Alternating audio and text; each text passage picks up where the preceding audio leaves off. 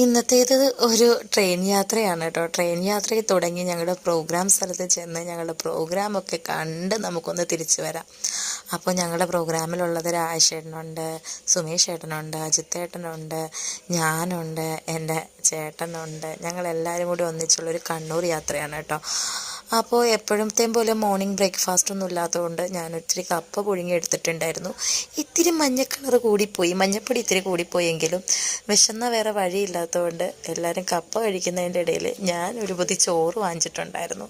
അവരെല്ലാവരും ബിരിയാണിയാണ് കേട്ടോ വാങ്ങിയത്. അപ്പോൾ ചോറൊക്കെ കഴിക്കുന്നതിനിടയിൽ എല്ലാവരും കപ്പയൊക്കെ ടേസ്റ്റ് ചെയ്ത് വർത്താനമൊക്കെ പറഞ്ഞ് ഭയങ്കര ഹാപ്പി ആയിട്ടുള്ളൊരു യാത്ര തന്നെയായിരുന്നു കേട്ടോ.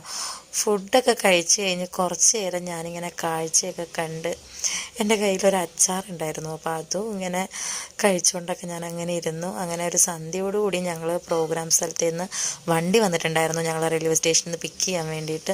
അങ്ങനെ നേരെ പോകുന്ന വഴിക്ക് എന്നാൽ പിന്നെ ഒരു ചായ കുടിക്കാമെന്ന് വിചാരിച്ചു. അവിടെ ചെന്നപ്പോൾ ഒരുപാട് വെറൈറ്റി ഐറ്റംസൊക്കെ ഉണ്ടായിരുന്നു. അങ്ങനെ ഞാൻ കുറച്ച് വെറൈറ്റി ഒന്നുമില്ല, കല്ലുമ്മക്കായൻ്റെ ഒരു സംഭവം ഉണ്ടായിരുന്നു, പിന്നെ കട്ട്ലേറ്റും ഉണ്ടായിരുന്നു. അത് രണ്ടും ടേസ്റ്റ് ചെയ്ത് നോക്കി. കല്ലുമ്മക്കായനെ പറ്റി അതിനകത്ത് ഒരു പ്രത്യേകമായിട്ടൊന്നും പറഞ്ഞിട്ടും പരാമർശിച്ചിട്ടൊന്നും ഉണ്ടായിരുന്നില്ല. പക്ഷേ കട്ട്ലേറ്റ് നല്ലതായിരുന്നു കേട്ടോ. പിന്നെ അവരുടെ അഭിപ്രായമൊക്കെ ചോദിക്കാം. കണ്ണൂർ വന്നിട്ട് ചായയും കടി എങ്ങനെയുണ്ട്? നല്ല ബ്രൂ കോഫി, കല്ലുമ്മക്ക കല്ല് പോലെ ഇരുന്നു. എന്നാലും കാശേട്ടൻ പറയാം എങ്ങനെ ഉണ്ടായിരുന്നു? ഞാൻ ചായയും കായ്പോളയാണ് കഴിച്ചത്. കായ്പോള എങ്ങനെയുണ്ട്?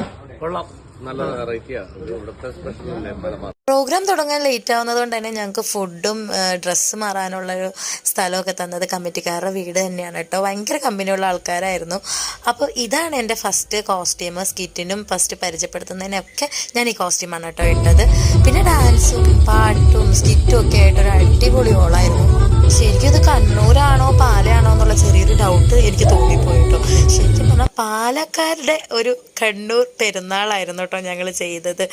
അപ്പോൾ പള്ളിപ്പെരുന്നാളായിരുന്നു. എല്ലാവരും നല്ലോണം എൻജോയ് ചെയ്തു. നമ്മളും സ്കിറ്റൊക്കെ കളിച്ചു, ടയേർഡായി. അപ്പോൾ പിന്നെ പ്രത്യേകിച്ച് ഇനി ഒന്നുമില്ല. നൈറ്റ് ഞങ്ങൾ നേരെ അവിടെ നിന്ന് പ്രോഗ്രാം കഴിഞ്ഞു, ഫുഡ് കഴിച്ചു, നേരെ ഞങ്ങൾ ട്രെയിൻ കയറി നാട്ടിലേക്ക് പോരാനുണ്ടായത്. അപ്പോൾ ഇത്രയേ ഉള്ളൂ ഇന്നത്തെ വീഡിയോ. ഇഷ്ടപ്പെട്ടാൽ എല്ലാവരും